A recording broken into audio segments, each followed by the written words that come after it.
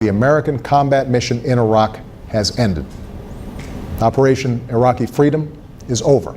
At the same desk where his predecessor announced the beginning, President Barack Obama declared an end to U.S. combat operations in Iraq. Earlier, the president met with soldiers at Fort Bliss, Texas, a base which lost 51 soldiers in Iraq.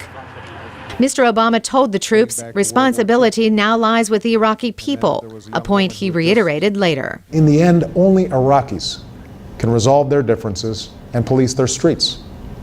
Only Iraqis can build a democracy within their borders.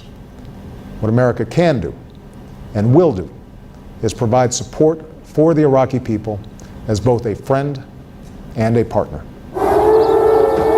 It was March of 2003 when air raid sirens sounded. Baghdad skies lit up. It became one of the longest wars in U.S. history. Earlier Tuesday, Mr. Obama called former President George W. Bush, but the White House released no details. It was Mr. Bush who ordered the 2003 invasion. And I assure you, this will not be a campaign of half measures, and we will accept no outcome but victory. Mr. Obama had campaigned for the presidency with a pledge to end the war in Iraq. Still, more than 50,000 troops will remain in the country to advise and train Iraqi soldiers. The president refrained from calling it victory.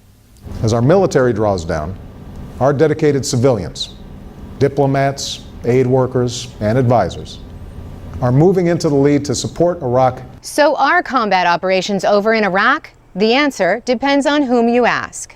Charles Dunn is with the Middle East Institute. I don't think it's useful to pretend that the American commitment there is ending, or the combat mission is ending, or that the civilians are going to be able to take over that role. These are some of the soldiers who are still in Iraq.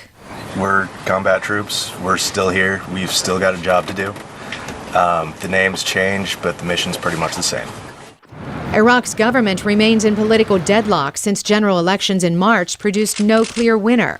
Prime Minister Nouri al-Maliki said Tuesday his country's security forces will now assume full responsibility for keeping its citizens safe. Vice President Joe Biden, meeting with government leaders, is in Baghdad for a change of command ceremony. Dunn says success would be a less violent Iraq, with a stable government more trusting of the U.S. It's not simply important that we withdraw. It's important that we change our relationship. The president says the drawdown in Iraq enabled him to send more troops into Afghanistan. These forces will be in place for a limited time to provide space for the Afghans to build their capacity and secure their own future. Mr. Obama says a similar transfer of responsibility to Afghan forces will begin next year.